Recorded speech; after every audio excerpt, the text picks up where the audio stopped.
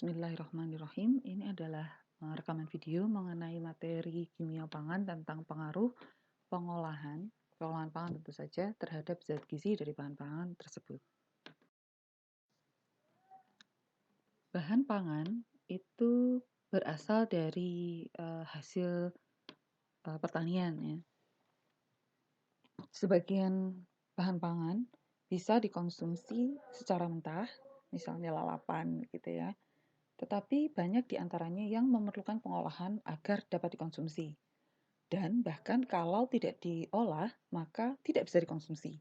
Misalnya beras atau biji-bijian, kedelai, jagung. Ada yang makan manusia makan kedelai mentah atau beras mentah gitu kan nggak ada. Yang makan beras mentah kan hanya ayam ya. Maka bahan pangan itu perlu diolah terlebih dahulu dengan beberapa tujuan. Pertama untuk pengawetan. Contohnya adalah misalnya dikeringkan, dibekukan, dikalengkan, dan lain sebagainya. Kemudian yang kedua, agar bahan pangan tersebut menjadi produk yang disukai.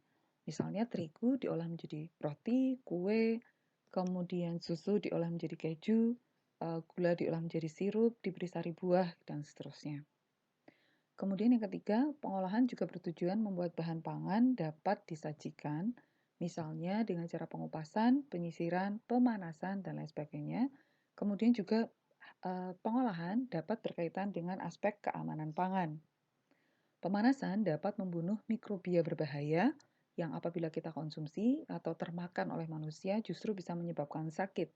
Dan mikrobia ini kemudian dimatikan dengan cara bahan pangannya itu diolah, dipanaskan misalnya, agar kemudian bahan makanan tersebut bisa kita konsumsi.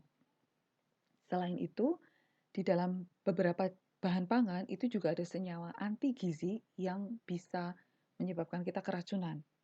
Nah, pengolahan pangan itu ada yang bertujuan untuk menghilangkan zat anti gizi ini atau menginaktivasi zat anti gizi sehingga lebih bisa kita konsumsi misalnya senyawa sianida pada ketela. Jadi ketelanya dikupas, dibersihkan, kemudian direbus, dan seterusnya. Kemudian contoh lain pada kedelai itu ada senyawa antitripsin, itu juga berbahaya bagi tubuh kita, nanti akan dijelaskan di bagian belakang. Dan jadi beracun gitu ya. Sehingga kalau misalnya kedelai itu direbus, maka senyawa anti gizi tersebut bisa hilang dari bahan pangan sehingga bisa kita konsumsi secara aman. Kondisi pengolahan itu akan menyebabkan perubahan pH, perubahan kadar oksigen, kemudian diberi treatment panas sehingga menyebabkan bahan pangan mengalami perubahan suhu. Kemudian juga keberadaan cahaya akan menyebabkan perubahan pada bahan pangan tersebut. Pengolahan akan berpengaruh pada nilai gizi bahan pangan itu sendiri, kemudian aktivitas mikrobia dan enzim. Nah, dari slide sebelumnya kita tahu ya bahwa pengolahan adalah hal yang tidak terelakkan gitu ya untuk bisa agar kita bisa mengkonsumsi bahan pangan. Maka pengolahan itu akan berefek terhadap bahan pangan. Efeknya bagaimana sih? Apa saja sih yang mempengaruhi efek tersebut? Yang pertama adalah jenisnya, jenis bahan pangannya. Sayur atau buah atau bijian. Kemudian bahannya itu cair atau padat. Coba bayangkan, bandingkan antara beras dalam bentuk bijian dan beras dalam bentuk yang sudah tepung. Kalau misalnya dikasih air dalam jumlah yang sama, kemudian direbus dalam kondisi yang sama, beras dalam bentuk bijian akan jadi nasi, sedangkan beras dalam bentuk tepung akan jadi bubur. Gitu kan ya? Kebayang ya efek pengolahannya. Kemudian aspek yang lain adalah kandungan gizinya. Misalnya tinggi lemak, atau tinggi protein, atau tinggi antioksidan, atau sensitif terhadap cahaya atau tidak, dan lain sebagainya. Jadi jenis bahan pangannya akan mempengaruhi. Kemudian yang kedua, efek itu akan tergantung pada tipe pengolahannya. Apakah direbus, dikukus, atau digoreng. Coba sekarang ada nggak sih jurnal yang membahas tentang brokoli itu lebih baik direbus atau dikukus? Ada loh. Jadi brokoli itu lebih baik dikukus. Alasannya kenapa? Nah, nanti kita bahas di belakang. Kemudian, apa sih pengaruh penggorengan terhadap bahan pangan yang berbeda? Nah, nanti juga akan kita bahas. Kemudian, berapa lama waktu yang dibutuhkan untuk mengolah bahan pangan? Berapa suhu yang optimal untuk mencegah kerusakannya, dan lain sebagainya. Nah, Efek pengolahan akan berbeda-beda tergantung dari hal-hal tersebut. Pengolahan mau tidak mau pasti akan menyebabkan nutritional loss atau kehilangan zat gizi. Maka apa sih yang bisa kita lakukan untuk membatasi atau mencegah nutritional loss dalam jumlah yang besar? Yang pertama adalah membatasi waktu pengolahan. Jadi misalnya kita merebus susu ya, mempasteurisasi susu, itu hanya sampai muncul gelembung-gelembung di pinggir panci misalnya. Jadi hanya sekitar suhunya sampai sekitar 80 derajat. Supaya kalau misalnya ada mikrobia yang ada di dalam susu itu, enzim dari si mikrobia sudah bisa diinaktivasi atau paling tidak hanya untuk menginaktivasi mikrobia pembusuk saja.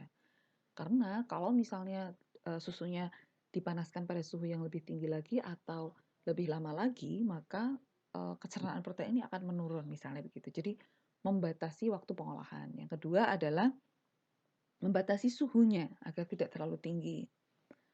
Kemudian yang ketiga, menggunakan kombinasi sistem pengolahan. Misalnya pemanasan sebentar aja 1 menit plus ditambahi zat pengawet. Atau kemudian pengeringan ditambahi dengan penambahan zat pengawet atau apa gitu. Jadi dikombinasi. Kenapa kok dikombinasi? Supaya suhu yang digunakan tidak terlalu tinggi dan lama waktu pemanasan tidak terlalu lama. Kemudian yang ketiga, zat aditif atau pengawet yang digunakan biasanya merupakan asam-asam organik dengan pH rendah karena mikrobia pembusuk biasanya hidupnya itu di pH sekitar pH netral. Sehingga kalau menggunakan pH rendah, mikrobia pembusuk tidak bisa tumbuh. Gitu. Kemudian yang ketiga adalah penambahan zat gizi dari luar. Kalau misalnya suatu bahan pangan itu memang mau tidak mau harus diolah dengan suhu yang tinggi atau waktu yang lama, maka supaya zat gizinya tetap terjaga, ya ditambahi ya zat gizi lain. Misalnya ditambah vitamin, ditambah antioksidan, atau ditambahi premix mineral misalnya, dan lain sebagainya. Jadi zat gizi dari luar itu ditambahkan untuk menutupi kehilangan gizi atau nutritional loss yang terjadi akibat pengolahan. Pemasakan adalah pengolahan terhadap bahan pangan yang paling sederhana, paling sering kita lakukan, yaitu pemanasan ya, pengolahan dengan panas. Pemasakan bertujuan untuk memperoleh makanan yang lebih bisa dikonsumsi ya, lebih enak, kemudian daya simpannya lebih lama. Pemasakan digolongkan dalam 3 golongan besar ya, yang terutama adalah pemanasan basah, pemanasan kering, dan penggorengan. Pemanasan basah contohnya direbus, dikukus, kemudian pemanasan kering itu dengan cara dipanggang, dikeringkan dengan mesin pengering, kemudian pengovenan atau baking gitu, dan penyangraian. Penggorengan adalah perebusan bahan pangan di dalam minyak. Nah, selama pemasakan akan terjadi perubahan zat gizi yang akan berpengaruh terhadap nilai gizinya. Secara fisik, kita bisa melihatnya dengan bahan pangan menjadi lebih lunak atau kemudian lebih coklat, mengalami perubahan warna dan lain sebagainya.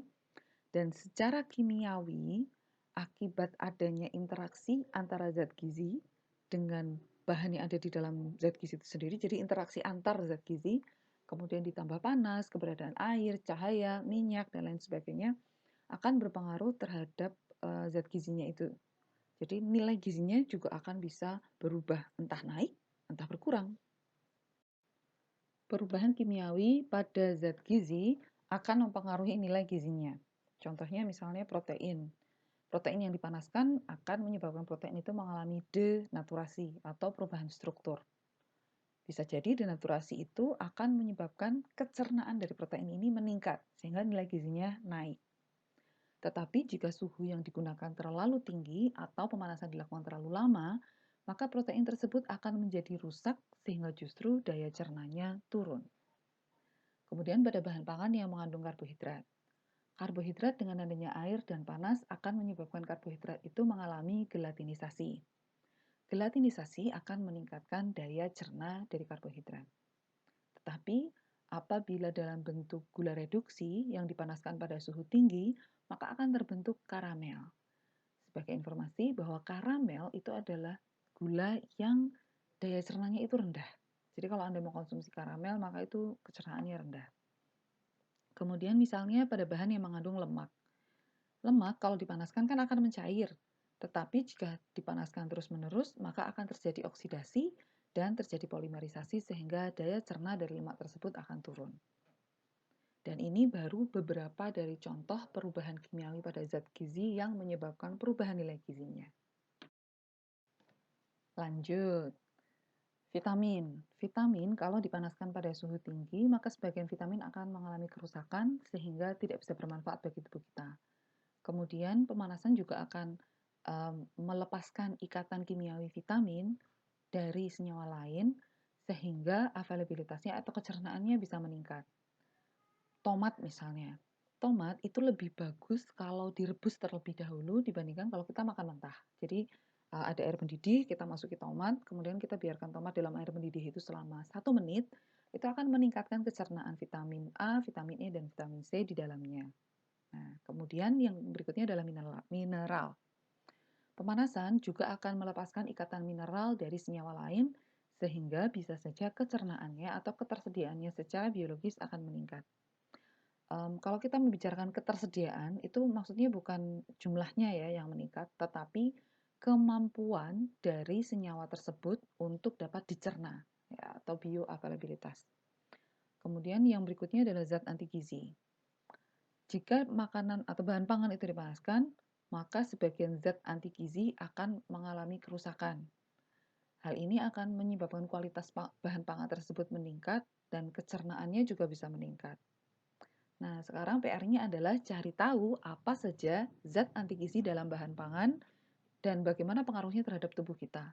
Serta bagaimana jika misalnya zat anti gizi itu dipanaskan misalnya, kalau misalnya bahan pangannya dipanaskan, apa yang terjadi dengan zat anti gizi itu?